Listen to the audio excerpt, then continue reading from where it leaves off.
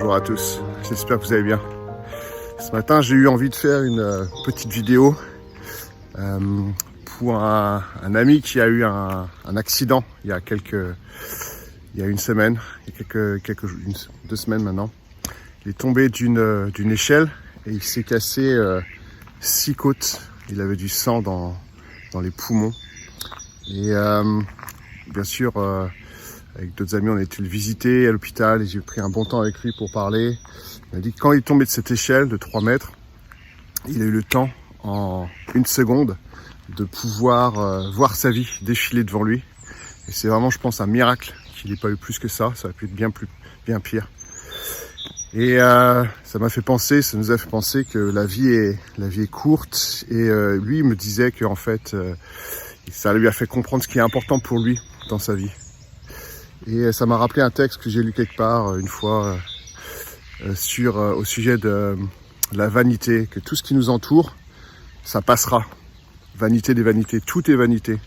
Mais un encouragement à rester centré sur ce qui est important pour nous, pour chacun de nous dans nos vies.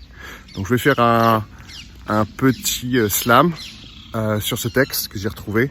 Et puis à la fin, je mettrai une petite interview de cet ami, Graham, qui est encore à l'hôpital actuellement. Et je vais voir si il peut me dire ce qui s'est passé pour lui et comment ça change quelque chose dans sa vie. Ciao. Vanité des vanités, dit l'Ecclésiaste. Vanité des vanités, tout est vanité. Quel avantage revient-il à l'homme de toute la peine qu'il se donne sous le soleil? Une génération s'en va, une autre vient, et la terre subsiste toujours. Le soleil se lève, le soleil se couche. Il soupire après le lieu d'où il se lève de nouveau. Le vent se dirige vers le midi, tourne vers le nord, puis il tourne encore et reprend les mêmes circuits. Tous les fleuves vont à la mer, et la mer n'est point remplie. Il continue à aller vers le lieu où il se dirige. Toutes choses sont en travail, au-delà de ce qu'on peut dire. L'œil ne se rassasie pas de voir, et l'oreille ne se lasse pas d'entendre. Ce qui a été, c'est ce qui sera, et ce qui s'est fait, c'est ce qui se fera. Il n'y a rien de nouveau sous le soleil.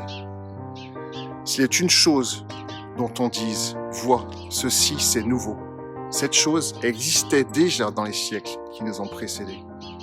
On ne se souvient pas de ce qui est ancien, et ce qui arrivera dans la suite ne laissera pas de souvenir chez ceux qui vivront plus tard. Il n'y a de bonheur pour l'homme qu'à manger et à boire, et à faire jouir son âme du bien-être au milieu de son travail.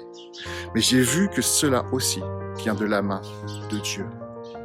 Qui, en effet, peut manger et jouir si ce n'est moi?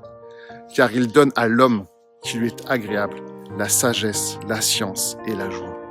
Mais il donne aux pécheurs le soin de recueillir et d'amasser, afin de donner à celui qui est agréable à Dieu. C'est encore là une vanité et la poursuite du vent.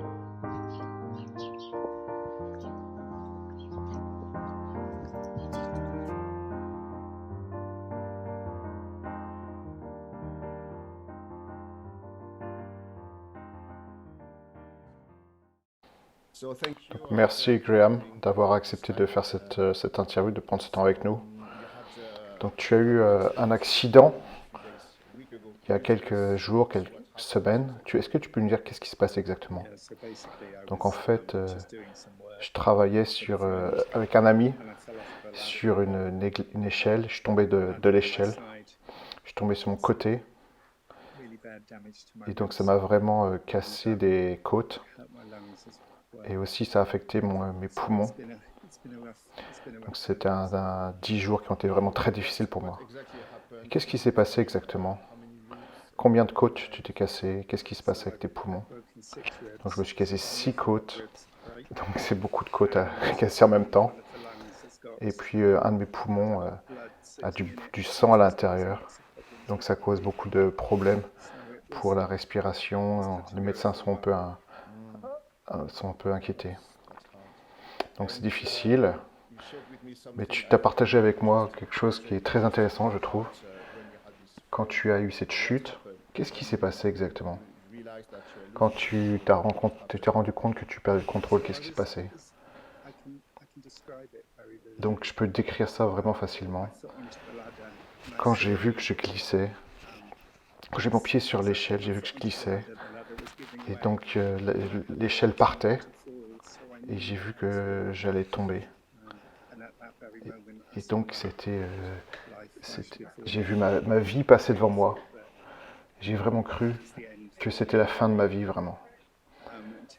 Jusqu'au moment où, quand je suis arrivé sur le sol, et donc gros choc, et que je croyais que c'était fini en fait, c'était la fin de ma vie. Ou alors que j'allais être vraiment endommagé, malade, handicapé. Mais ça reste vraiment dans ma tête, je peux m'en rappeler vraiment comme si c'était tout de suite hier. Qu'est-ce qui se passait pendant cette seconde? Pendant 7 secondes, ma vie a flashé devant moi. J'ai vu. En fait, c'était pas qu'une seconde. J'ai dit une seconde, mais c'est pas qu'une seconde. On a l'impression que ça paraissait très long. J'ai vu que toute ma vie devant moi. J'ai vu tout ce qui se passe dans ma vie. Et la chose que j'ai su après, c'est que j'étais sur le sol. Et maintenant que ça fait 10 jours que tu étais à l'hôpital, qu'est-ce que tu as appris après ton accident? Qu'est-ce que, qu'est-ce que tu voudrais changer dans ta vie?